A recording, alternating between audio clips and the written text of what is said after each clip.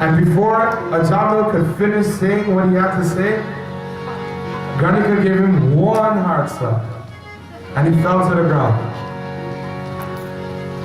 Now holding his face, Ajamil was so shocked, because he did nothing but devoted his life to this woman. And she's never hit him before, never complained about him before. He asked, "My wife, what was that for?" Ganika looked at Ajamil and said, "You are the biggest sinner. You do nothing but do evil acts. You steal, and you give to your family. You kill all of God's creatures, and you feed your family. You do nothing honest. You're the biggest sinner. We have these saints and sages that came and blessed our home here. And look what you brought for them to eat. Put that down. Go and bathe and go to market and bring food for these saints and sages to eat. Proper food, pure food." Ajamil, still in shock, didn't know what to do. He's confused. So instead of getting another slap, he listened.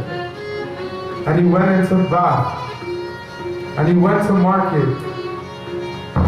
And he bought greens and vegetables to make sabji and offer these saints and sages. And he still had the wet cloth. He took bath and just went to market and came back.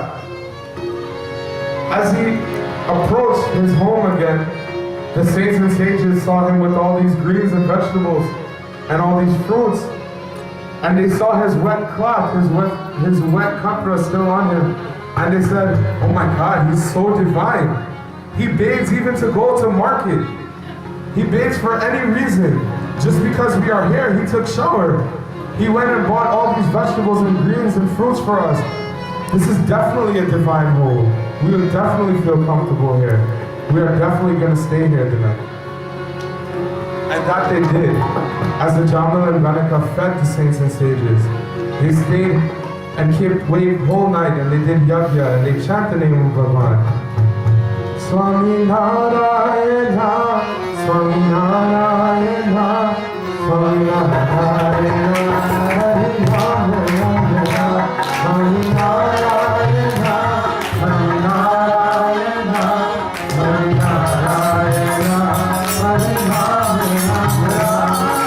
Jai Krishna Bhagavan, Govinda Gopala, Murli Manohar, Nandinara. Jai Krishna Bhagavan, Govinda Gopala, Murli Manohar, Nandinara.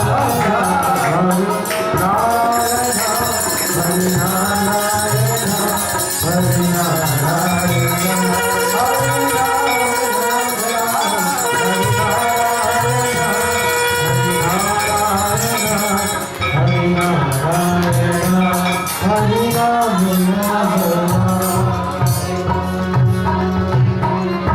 And the saints and sages eventually took rest, and so did Ajamil and his family.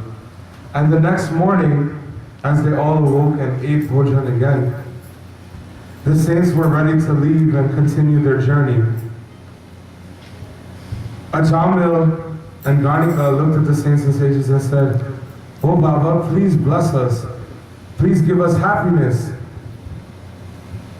The saints and sages uttered to Ajamil and Ganika and said, "So as you wish, may you always be happy." Now Ganika and Ajamil,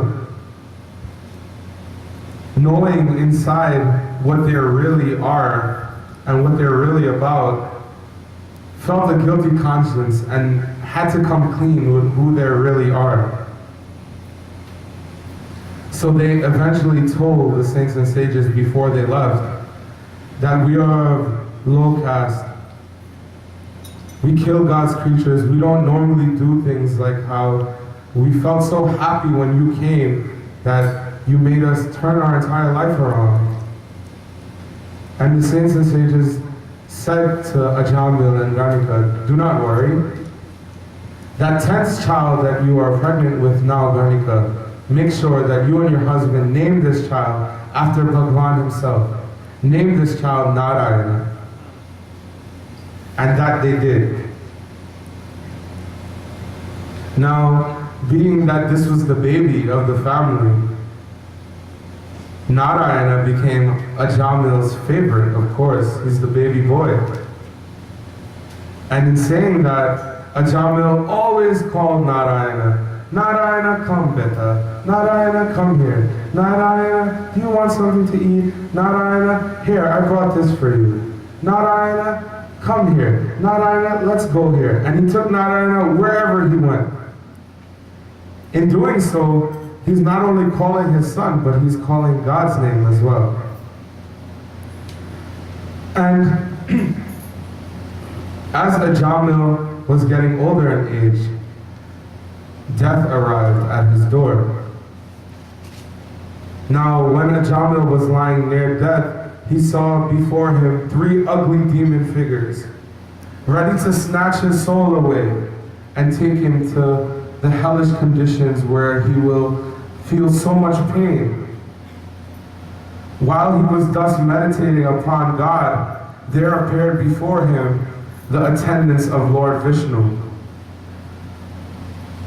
As he was meditating upon God, what I mean by that is when these 3 demon figures came before him, what did Ajamil do? He called out for his baby boy. He called out for his son, "Oh Narayana, I'm leaving now." And in saying that, he remembered God's name. He meditated upon God's name. And at that same time, while he was meditating upon God's name, also appeared in front of him the attendants of Lord Vishnu. These opposed the attendants of death, the 3 demon figures. They came there to stop the demon figures from snatching Ajamil's soul. Now, these demon figures from hell said, "Why would you try to stop us? This is fake. This is a man who has committed nothing but wrong, all sinful acts. Why do you stop us and prevent us from law taking its course? As a man sows, so shall he reap. He must punish. This is a man who killed God's creatures, never chanted the name of Bhagwan, stole and fed his family. How can we not punish him? We are the attendants of death. We can read the past, present, and future of all beings. We are here to obey the law and to use that the law deals with this man according to his life that he lived." And there, Vishnu Bhagwan's attendants replied, "Now, this Brahmin Ajamil was in his early youth a good and devout man. He was well versed in all scriptures, self-controlled, truthful, pure, a friend to all beings and all creatures. But one day, he lost that. He lost that because of lustful desires for a woman. But this Brahman has done penance for all his sins by uttering the name of God and surrendering himself to the beloved Lord. One, however sinful, who loves God and surrenders himself to him is his beloved and his own. The mere name of Bhagwan has power to save even the most depraved. Wrongdoing is not eradicated merely by penance if the mind continues to follow wicked desires. When the name of God and God's love have purified the heart, then indeed are all sins completely destroyed." Because Ajamil called out to his son and meditated upon the name of Bhagwan, and because of good doings in his earlier life, he was given a second chance. He was given a second chance by Bhagwan himself. The attendants of death, finding themselves deprived of power, went away. Lord Vishnu's attendants chased them away, and Ajamil regained his consciousness slowly and was given a second chance to live And what did he do, my dear devotees of Bhagwan? He dedicated his life to Bhagwan once again. He went and did jump and tap by the Ganges and surrendered himself to Bhagwan.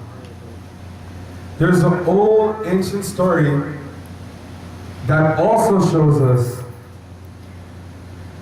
the moral of not to seek revenge, as I said in previous Katha, and also to remember the name of Bhagwan at all times, because even when you have done wrong, Bhagwan will be there for you. There was a great Prajapati by the name of Twashta. Twashta had one son by the name of Vishwarupa. He had 3 heads and maximum strength. This maximum strength scared Indra Bhagavan. It even scared God himself. And because of this, Indra Bhagavan killed Vishwarupa out of fear. The Prajapati, Twashta, Vishwarupa's father, prepared a big yajna to avenge his son's death. And from the holy fire, from the Havan Kund, was born a new son, his new son, Vritrasura. His sole purpose was to destroy Indra Bhagavan and avenge his brother's death, Vritrasur.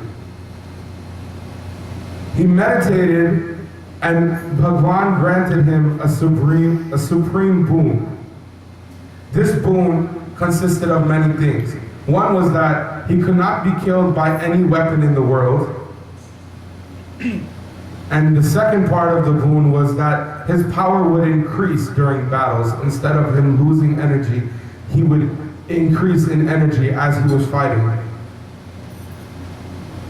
With this boon, he asked Indra Bhagavan to battle, to avenge his brother Vishwarupa's death. He entered Indra Lok, the heavenly abode where Indra Bhagavan stayed. And because of this, Indra was so scared he had to flee from there. Vritrasur brought Indra Lok to ashes and brought the entire kingdom down. Indra Bhagavan left and he only left Airavat behind. Airavat was the elephant. While Vritrasur brought the kingdom to an end, he took over Indra Lok, forcing Indra Bhagavan to run to Lord Shiva. When you face troubles in life, what do you do first? That is the only time you remember Bhagavan. When you win the lottery, you don't thank God then. Or when you go somewhere and somebody gives you a plate of food to eat, you don't thank Bhagavan then. But when you walk in on the street and you stump your toe on a stone, you shout out, "Oh God, why did this happen?" Being that Indra Bhagavan was scared of Vritrasur, he was forced to run to Lord Shiva. Lord Shiva didn't know what to tell him.